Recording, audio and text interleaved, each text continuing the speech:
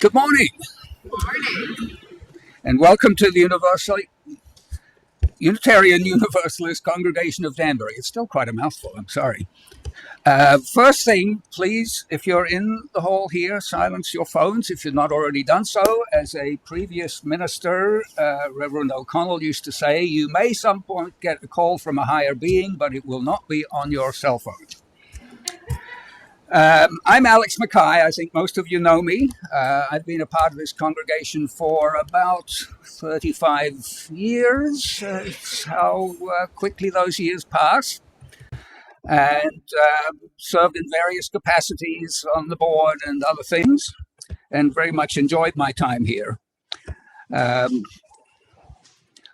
We joined all those years ago to find certain things: community, spiritual growth for us and our children, and commitment to social justice. And I think those are things that this congregation has always been very strong for, and that keep me and I think many of us committed and participating here in UUCD. Unitarian Universalist Congregation of Danbury has been gathering for 200 years, and I think later this year there may be some celebrations planned around that milestone. But long before we were here, the place that we in this building occupy was and is on the traditional land of the Paugussett people.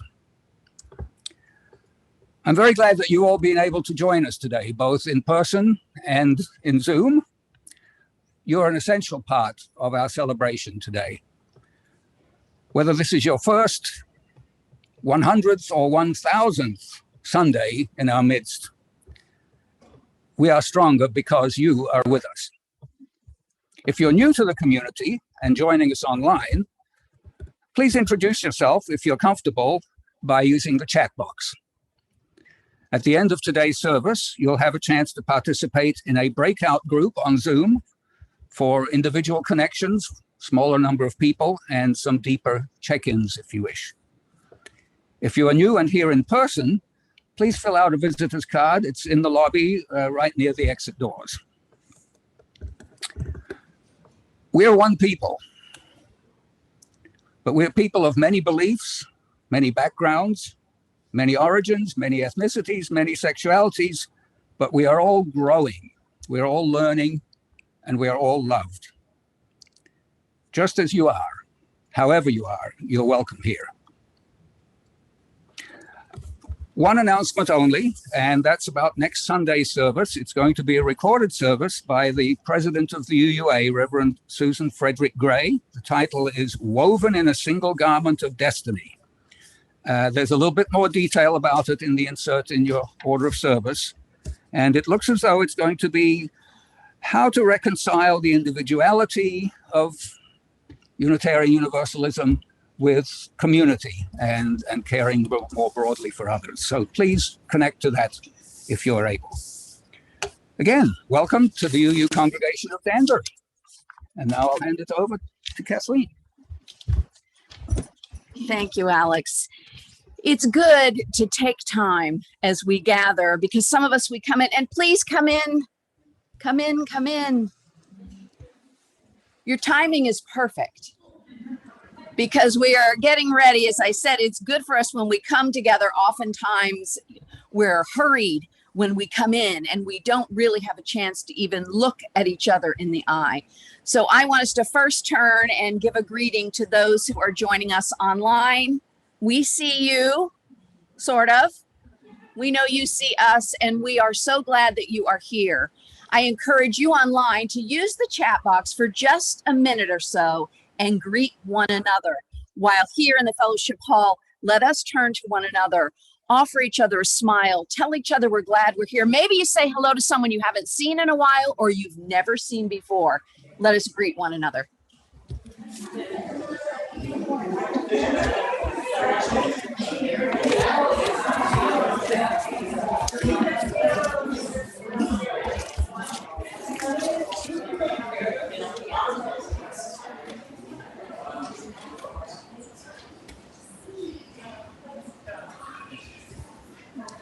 And I didn't even have to strike the singing bowl. That was just, the timing was so nice there.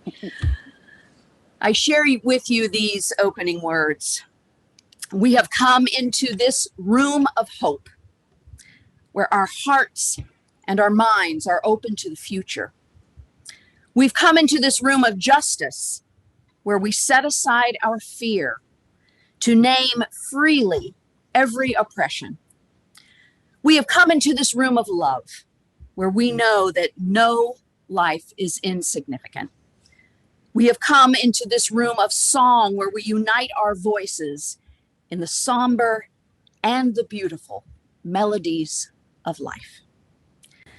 I invite you to join me lifting our voices in song, rising in body or spirit as we sing our hymn of welcome this morning. You'll find it in the soft covered hymnal. It's Morning Has Come, the very first one, number 1000, Morning Has Come.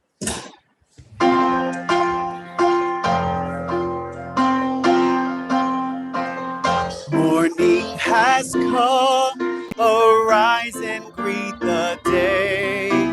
Dance with joy and sing a song of gladness. The light of hope here shines upon each face. May it bring faith to guide our journey home. New day dawns, once more the gift is given. Wonder fills this moment shared together. The light of peace here shines upon each face. Bring faith to guide your journey home. Open our eyes to see that life abounds. Open hearts to welcome it among us. The light of love here shines upon each face. May it bring faith to guide our journeys home.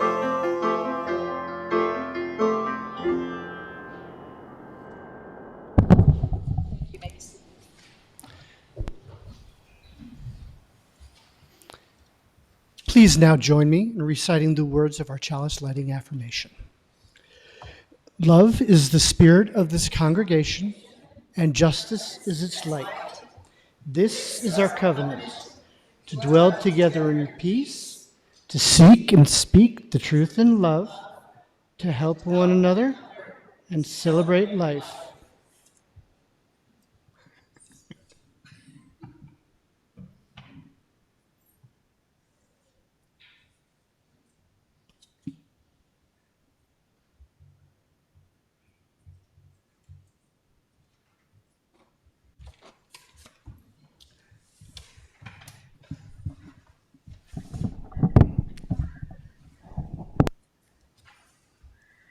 So children that may be watching us from your homes or other places through Zoom, I invite you to join all of us. You may in fact be teaching some of us the children's affirmation. And I am not Sierra Marie, so I may not do it quite right. So I hope you will forgive me and bear with me, but we are all together going to do our children's affirmation this morning.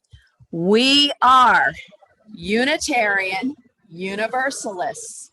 We are people with open minds, loving hearts, and helping hands. We care for the earth and each other. Thank you.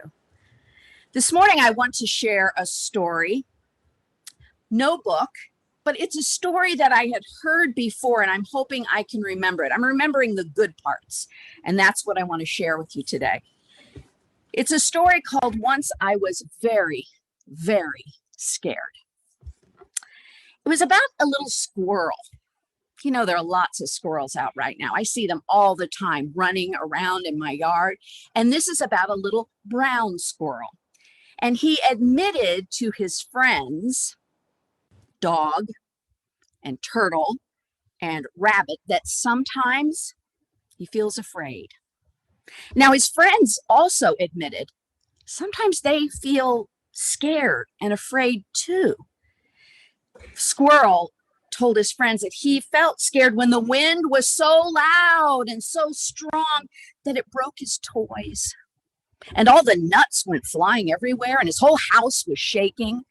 And he was really scared. And then Rabbit remembered he was really scared because one time he saw someone get hurt. And she was afraid that she might get hurt too. Dog didn't remember exactly what happened, but they knew it was something bad, really bad, and that made them very scared. Turtle heard people yelling and yelling, and it scared them so much it gave them a tummy ache. There are lots of different reasons why we get scared sometimes, why we feel afraid. And there are lots of different things that we do when we get frightened. Rabbit could feel her heart beating so fast she wanted to run. Have you ever felt that way? Turtle felt so afraid, had such a horrible tummy ache that they just hid inside their shell. They pulled away and hid where they couldn't see anything. Have you ever done that? And dog growled and barked and made lots of noise and continued growling and threatened to bite because they were so scared. Squirrel got very quiet. Squirrel didn't want to talk about it. I've done that before. Have you? Sometimes it's hard. It's hard for us to talk about what's going on inside of us when we're scared. And it can be hard to figure out how we calm down when we are so frightened and so scared. Maybe music can help you calm down, or maybe a good snuggle. Talking to a grown-up who loves you, that can help you sometimes. And sometimes playing with friends can make you feel good. And it's important to remember that bad things don't usually happen. And knowing that can make you feel a little bit better. And you can also pay attention to breathing. Just take a minute and pay attention to the air that's going out and into your body. And that can help you calm down. That's what I do. We all feel scared sometimes. All of us, even the grown-ups. We get scared, we get frightened, but we can talk to each other. We can tell each other how we're feeling when we feel ready to do that. And we can help each other to feel safe. And maybe a hug or a really good cup of tea, that might help too. Thank you for listening to the story about being scared. We are going to be talking about a difficult topic today, about gun violence. And this can be difficult for some of us to hear, for some of us online or in person. So I encourage you to pay attention to your body and yourself. And if there comes a time when you need to walk out and perhaps walk outside, or you need to step away from the screen, I want you to do that. Please take care of yourself.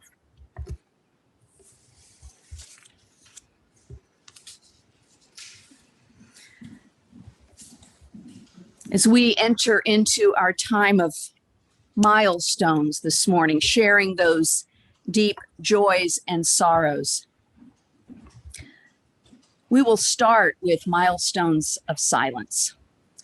Those are the ones that perhaps you are not ready to share, you choose not to share aloud, but we would recognize you and the fact that you have come here with milestones on your heart. And so with just a few moments of quiet music underneath, you are invited, if you have a silent milestone, to come forward to the table, to choose a stone, and to quietly drop that in the bowl. When we move to spoken milestones, those online, we will encourage you to write your milestones in the chat and we will call on you. You may also drop a stone after you've spoken your milestone. But let's begin with just a deep breath.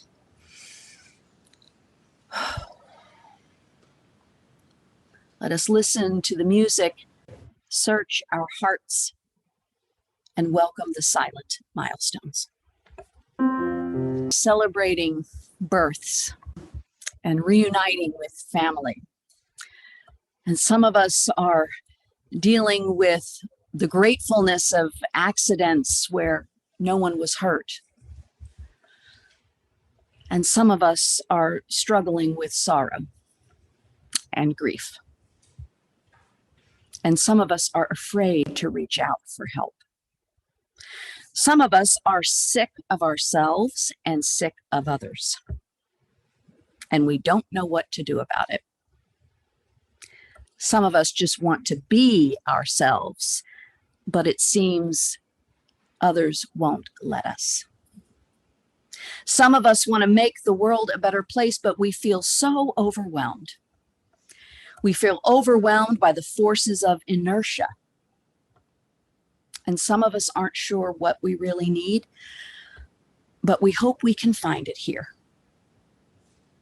We gather in this community sometimes in fear, sometimes in trust, sometimes in pain, sometimes in joy, but always, always in hope. Hope that we can support and strengthen one another in a common quest for healing and wholeness. Join me in a moment of silence.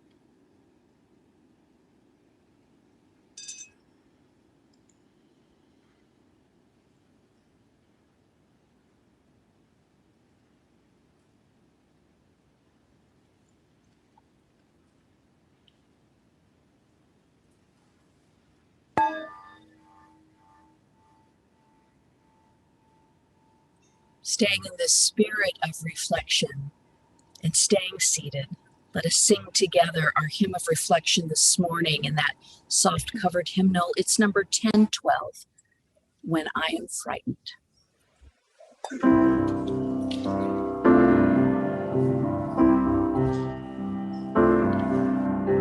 When I am frightened, will you reassure me?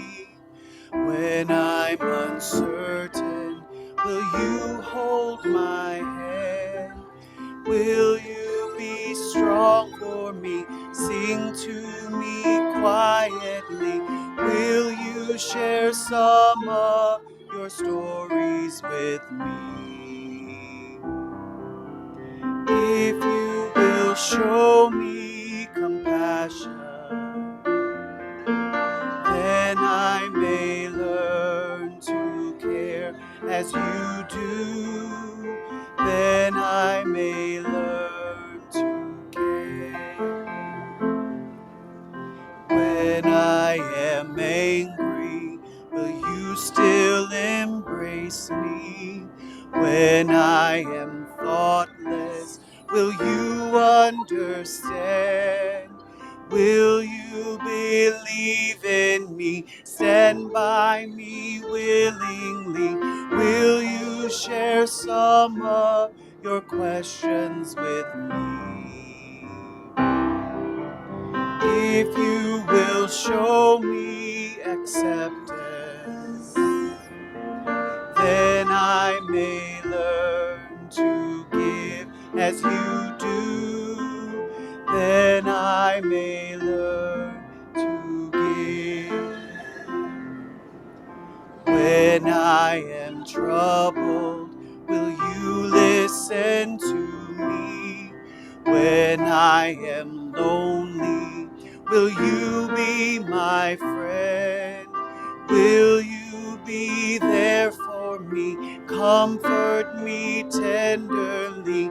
Will you share some of your feelings with me? If you will show me commitment, then I may learn to love as you do. Then I may learn to love.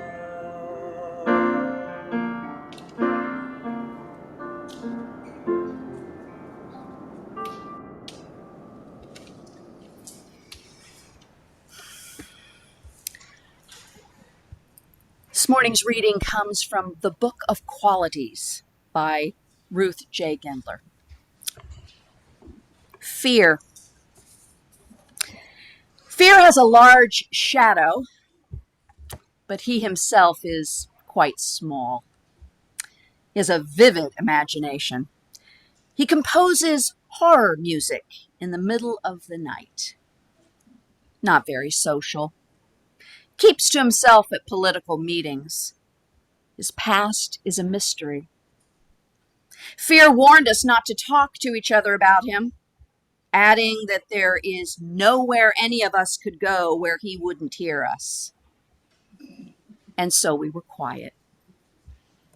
When we began to talk to each other, he changed. His manners started to seem pompous, and his snarling voice sounded rehearsed.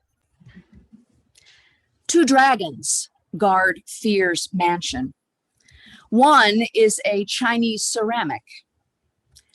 The other is real.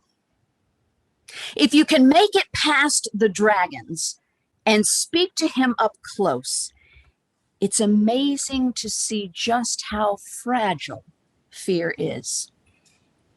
Oh, he'll try to tell you stories. Be aware. He's a master of disguises and illusions. Fear almost convinced me that he was a puppet maker and I was a marionette. Speak out boldly. Look him in the eye. Startle him. Don't give up. This ends the morning reading.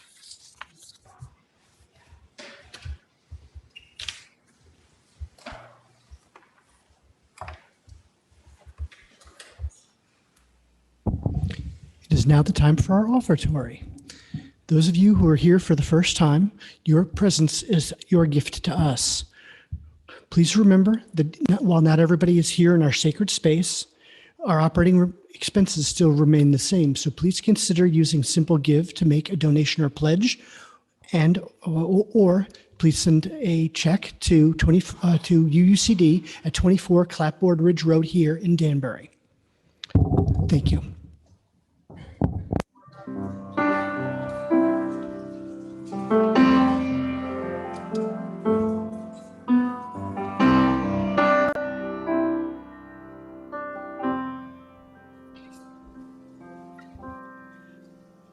I am light, I am light.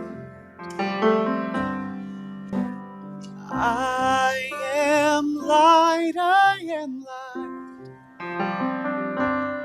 I am not the things my family did. I am not the voices in my head. I am not the pieces of the brokenness inside. I am light.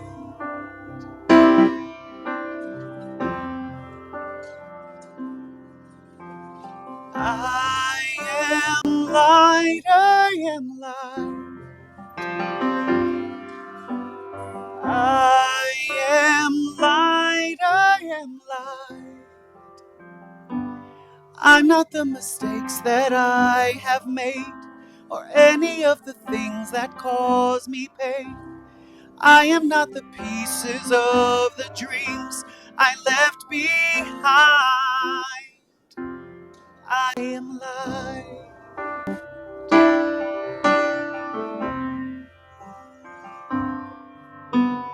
I am light, I am light. I am light, I am light. I am not the color of my eyes. I am not the skin on the outside. I am not my age. I am not my race. My soul inside is all light.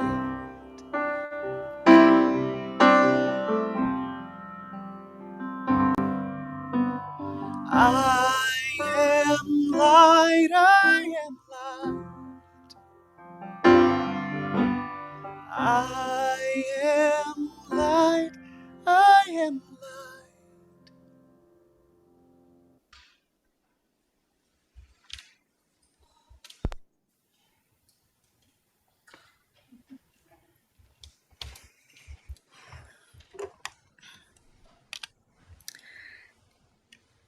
2 weeks ago, as I'm sure you know, and Yvonne spoke about, President Joe Biden signed into law the first major gun safety legislation passed by Congress in nearly 30 years.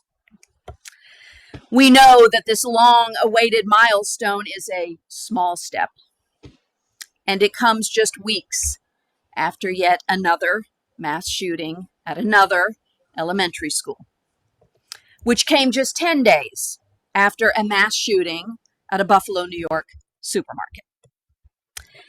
Interestingly enough, it was just days before the president signed the legislation that the U.S. Supreme Court issued a landmark decision of their own, one saying that there is a constitutional right to carry a handgun in public for self-defense,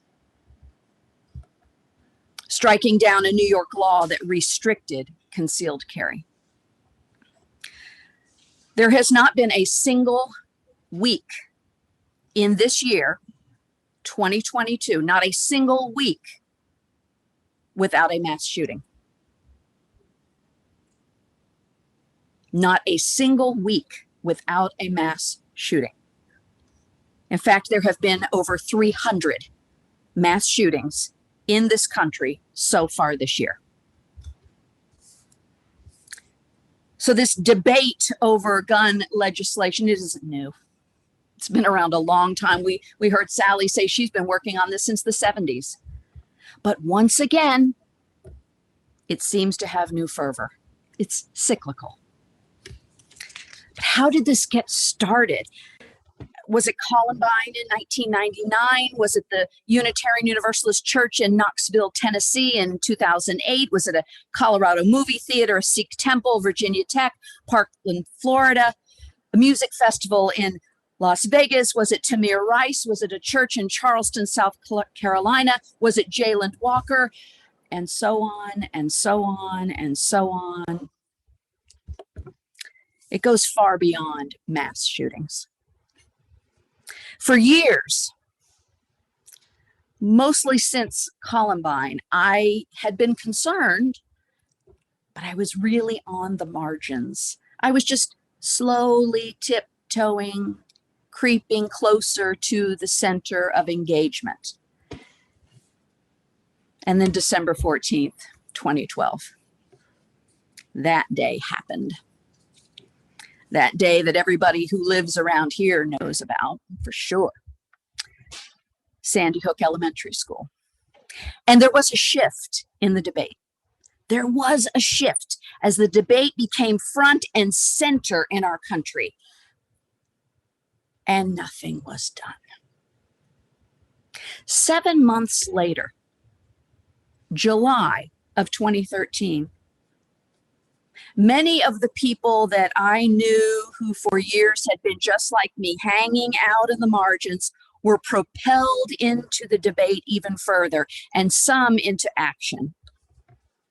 The spark and the impetus was the Trayvon Martin death in February and then acquittal of George Zimmerman on July 13th. This was 9 years ago. And that is when my memorable social media encounters took place. The summer of 2013, so almost 10 years ago, a high school acquaintance didn't like that I had posted on Facebook my disdain for Starbucks. Because at that time, Starbucks was allowing people to openly carry firearms into their coffee shops. As long as it was allowed in the state, it was allowed at Starbucks. And I was seeing pictures of Starbucks in Texas with people with holsters and guns and carrying all kinds of firearms. Well, I was told I had no right to trample on his and his family's rights, and that he and his son would be proudly bringing their guns to Starbucks every day. And he said he hoped to see me there sometime. I felt sick to my stomach, just like the turtle. And I went on Twitter. And I called for universal background checks and an assault weapons ban. And then, which is what happens when you're on Twitter, I received a response from someone I didn't know. I'd never heard of this person in my life, but they felt that it was their duty to educate me. And he said, assault weapons, or M16s, are highly regulated. You need a special class 3 license from the Bureau of Alcohol, Tobacco, and Firearms. AR-15s are not assault weapons. I disagreed. And he continued, AR-15s are the best-selling rifles. They come in a wide range of calibers, highly accurate, no recoil, perfect for a lady. My wife has 2. I responded. He didn't like my response. So he countered in all caps, an AR-15 is not an assault rifle. It never should have been banned. And if banning is what you want to do, you're trampling on my Second Amendment right. I should have known. You're one of those idiot liberal communists trying to destroy America.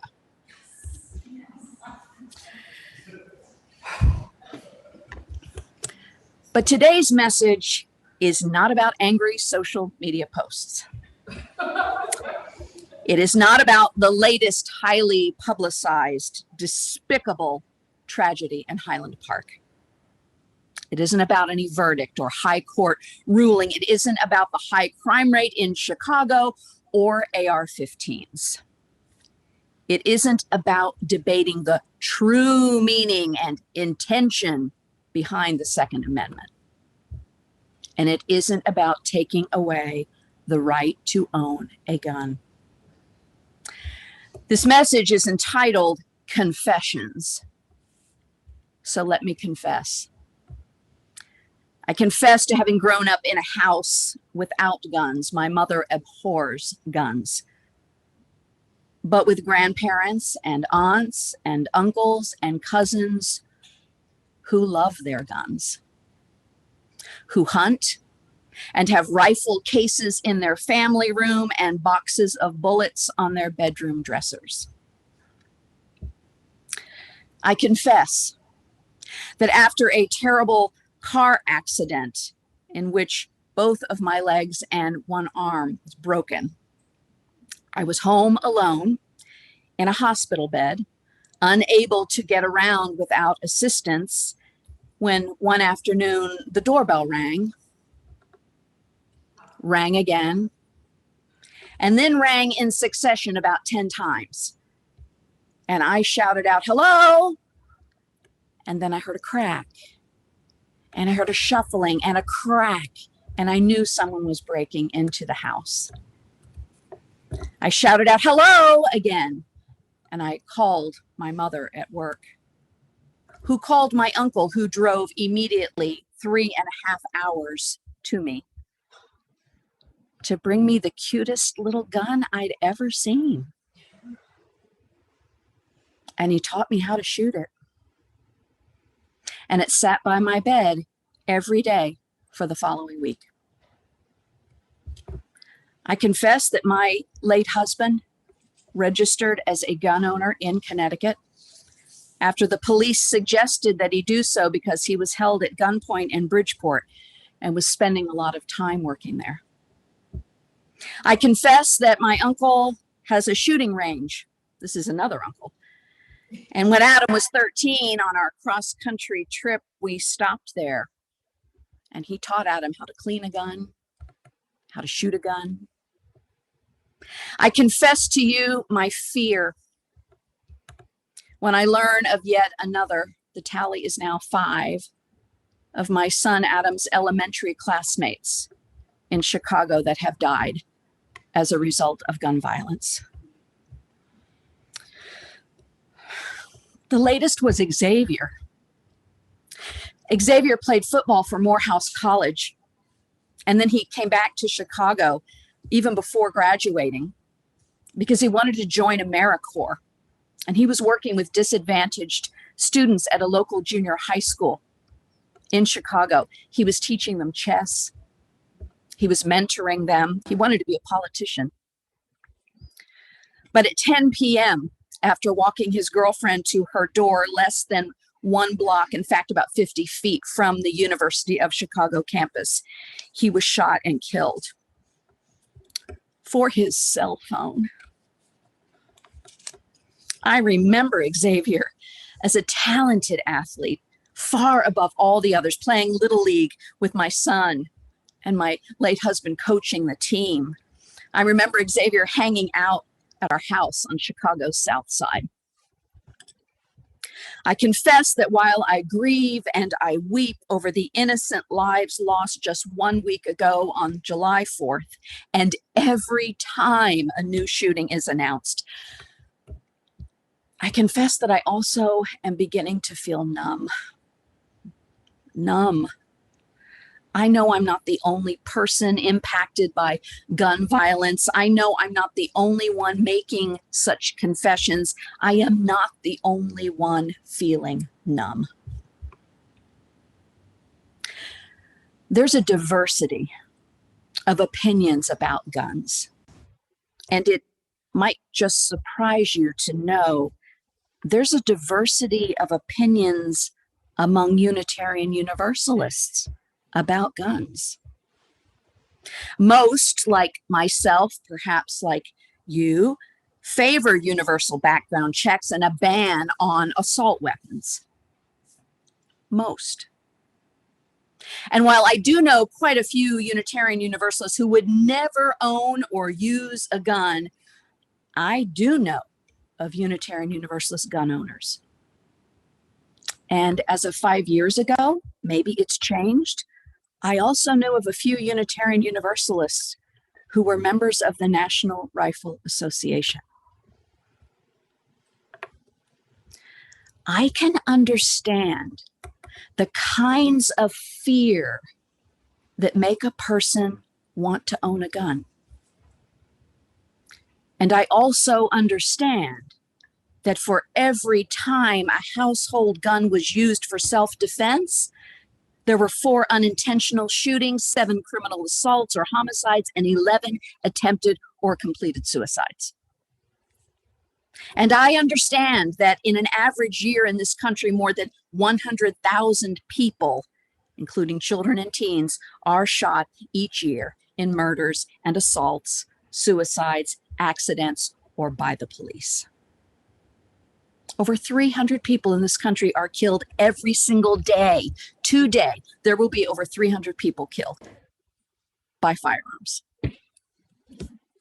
My colleague from Atlanta, from one of the Unitarian Universalist congregations there, was sharing with his congregation that he'd been thinking about how as a child, like many of us, he started every school day with the ritual of putting his hand on his heart, facing the flag and reciting, "I pledge allegiance to the flag of the United States of America and to the republic for which it stands, one nation under God, indivisible, with liberty and justice for all." But he also shared, today, no one nation under God, and by the way, That was not in the original pledge, but that's another sermon. We'll get to that later. Instead, one nation under the gun. One nation under the gun. We are living with a broken system. But in trying to make some sense out of the gun debate, we are going to have to put aside our liberal platitudes. We are going to have to put aside pat answers. This is not a package that we can neatly wrap in pretty paper and put a perfect bow on it. This is messy. This is ugly. And I don't have any easy answers. But it's important to try and understand what is at the root from which all those diverse opinions branch, the reasonable, the extreme, the ridiculous. What is at the root? It's the composer of horror music in the middle of the night. It's the master of disguises and illusions. It's that puppet maker who tries to convince each and every one of us that we are nothing more than a marionette. The root is fear. And one of the reasons the world has become more frightening than ever before, for most of us, is the 24/7 news cycle. It's the repetition of horror. Think about that. The repetition of horror that numbs the mind.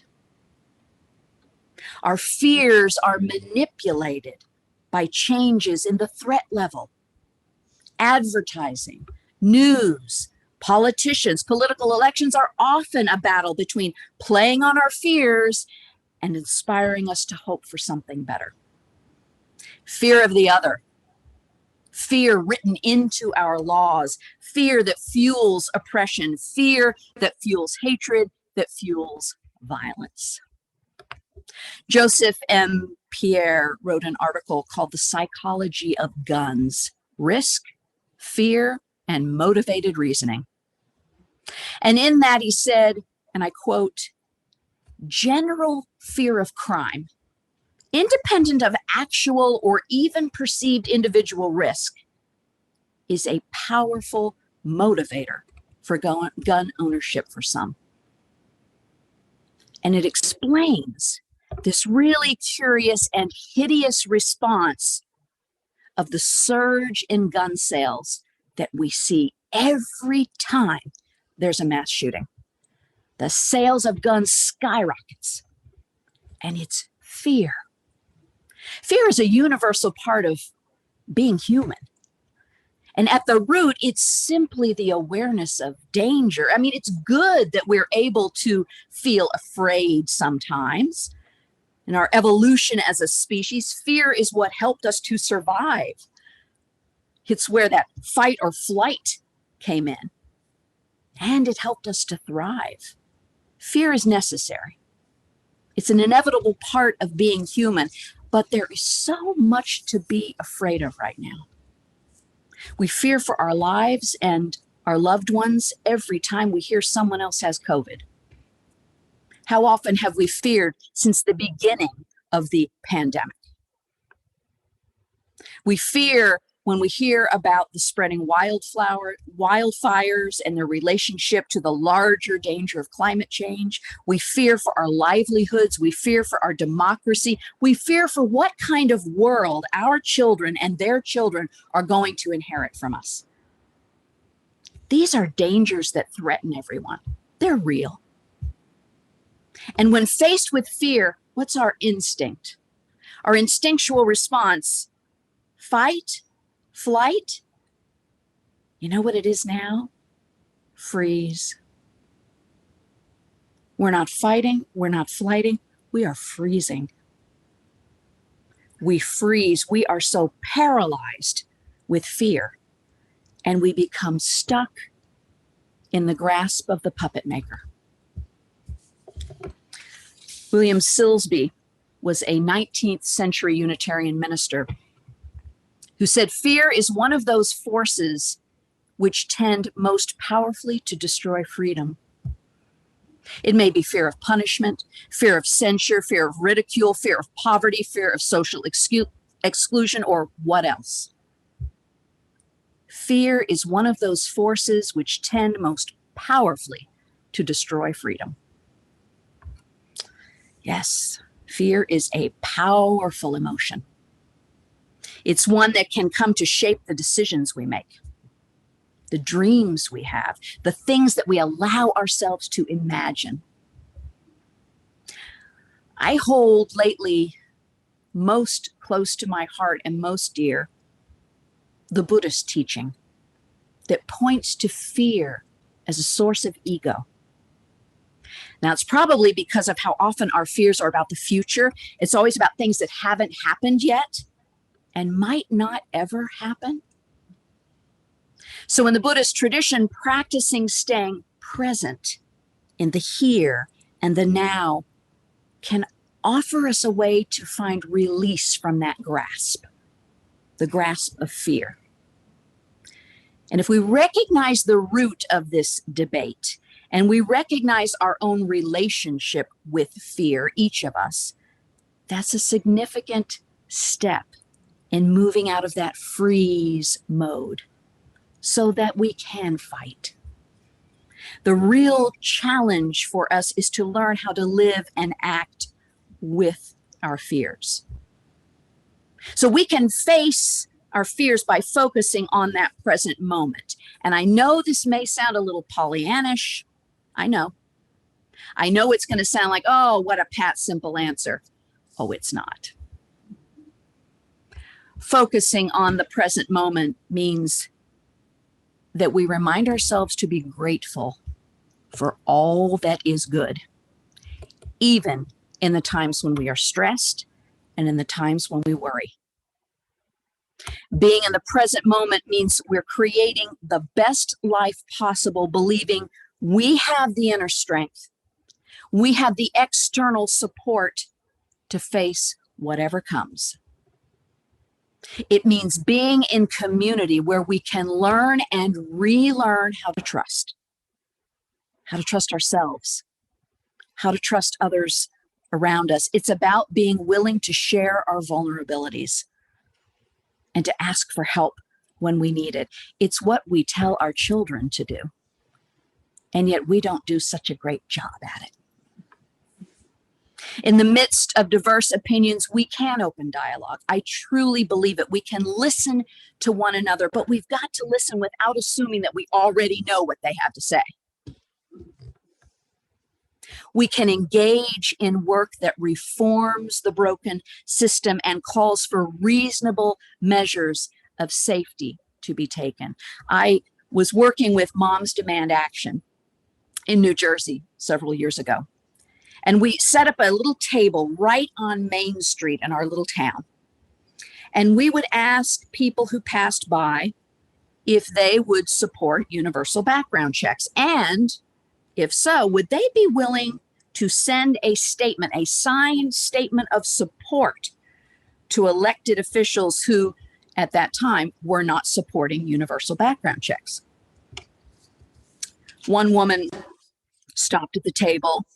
She was in tennis gear, looked like she had just come off the court. And she shared with us that she and her husband had been through a background check to carry their concealed firearm. And by the way, New Jersey does have that law, but 80% of all gun-related crimes in New Jersey are committed with guns from other states. This gun owner was happy to sign on in support, and in fact, noted in her statement that she was a gun owner. We can't afford to make fearful assumptions about people. Remember, fear warned us, don't talk to each other about me. There's nowhere any of you can go where I won't hear you. And we were quiet. But we don't need to be quiet here. Let us not be quiet here.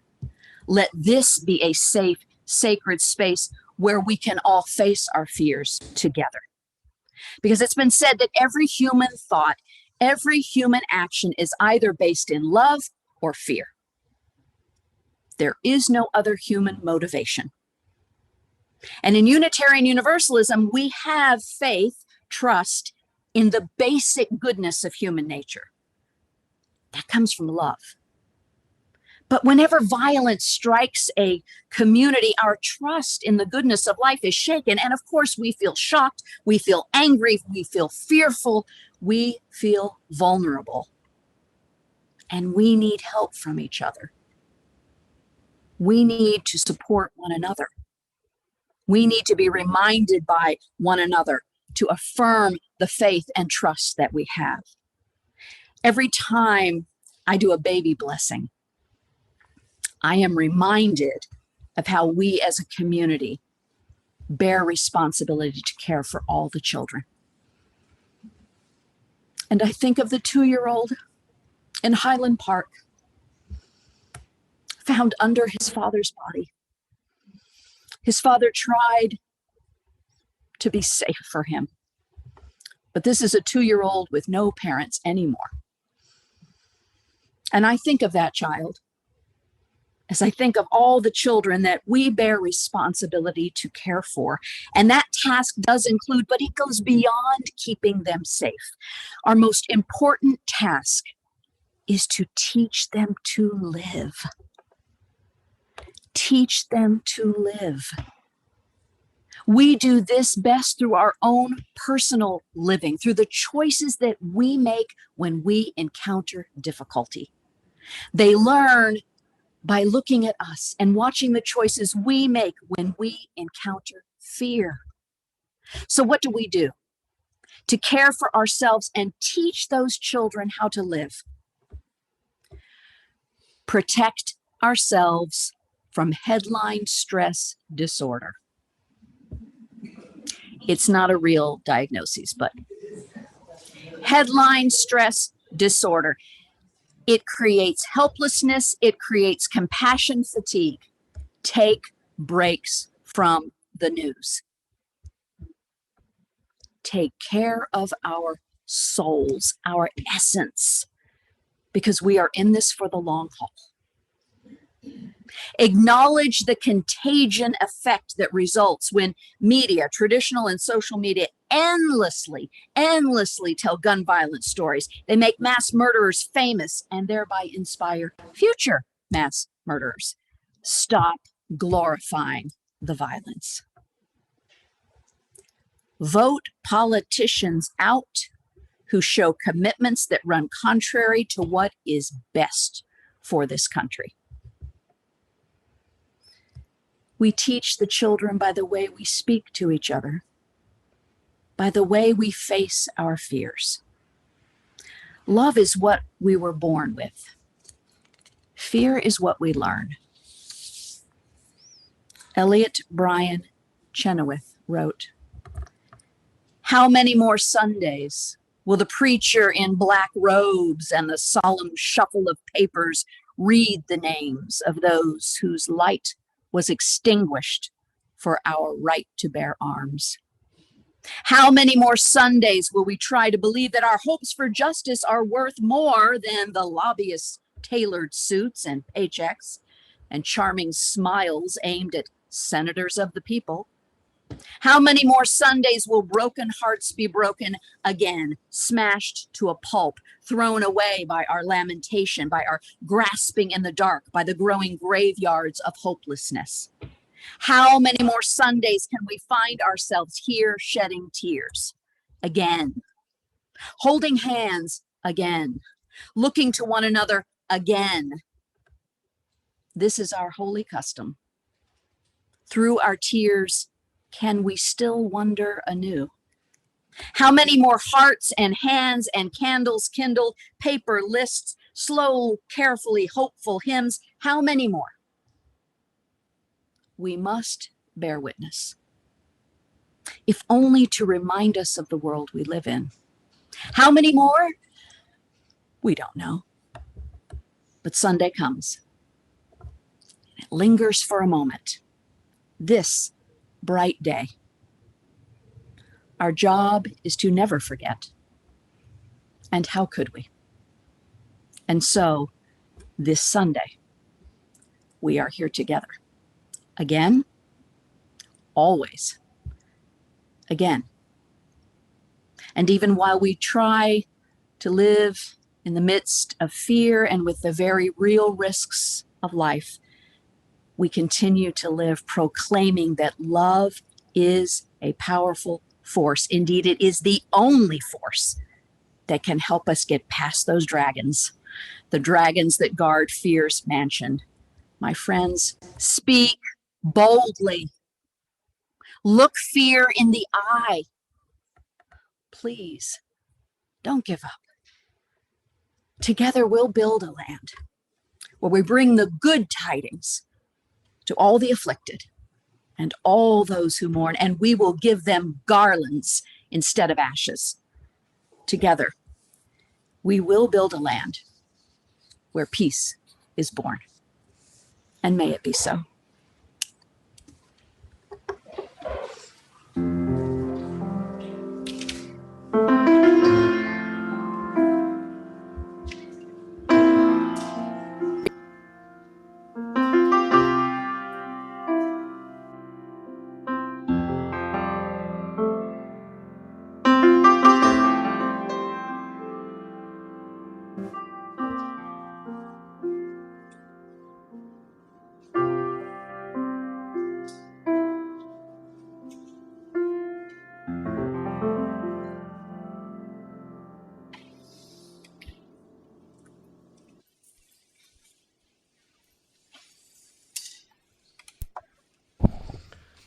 As we approach the end of our service, please join with me in reciting the words you see in your order of service or on the screen.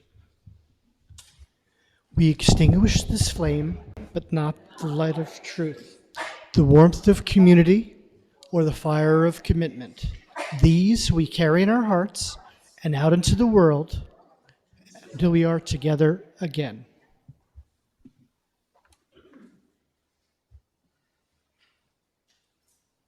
You can't put our flame out. Let's rise in body or spirit and lift our voices in song, truly in belief and love that we will build a land. It may take a lifetime and beyond, but we'll build it.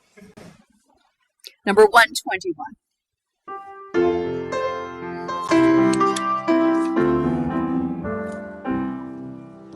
We'll build a land where we bind up the broken. We'll build a land where the captives go free, where the oil of gladness dissolves all mourning. Oh, we'll build a promised land that can be.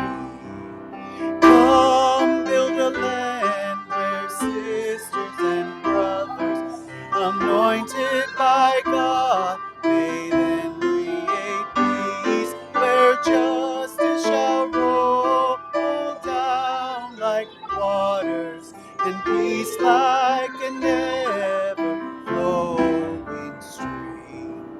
We'll build a land where we bring the good tidings to all the afflicted and all those who mourn, and give them garlands instead of ashes.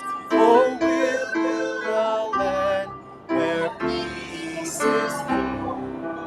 Come build a land where sisters and brothers, anointed by God, may then create peace, where justice shall roll down like waters, and peace like a never-flowing stream. We'll be a land raising up devastations from old, restoring ruins of generations. Oh, we'll build a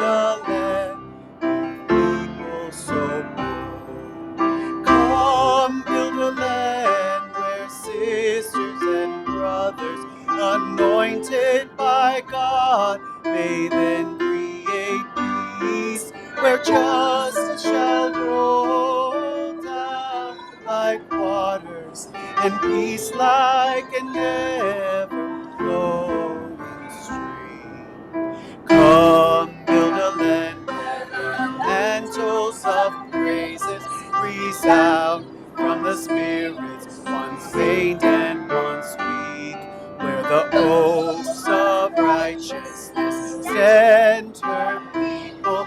Oh, come, build a land, the people we seek.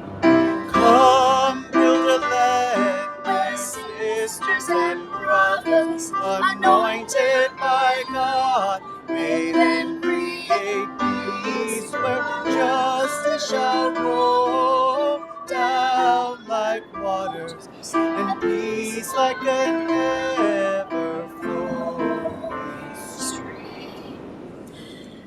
When fear whispers, build more gates, add more locks, the blessed are those who defend themselves. Let us rock those fears to sleep and let them rest as we open our hearts with love, the love that overcomes all differences, the love that heals all wounds, the love that puts to flight all fears, that reconciles all who are separated. May that love be in us and among us now and always. Shalom, dear friend. Salam. Amen. Blessed be to each and all. Namaste.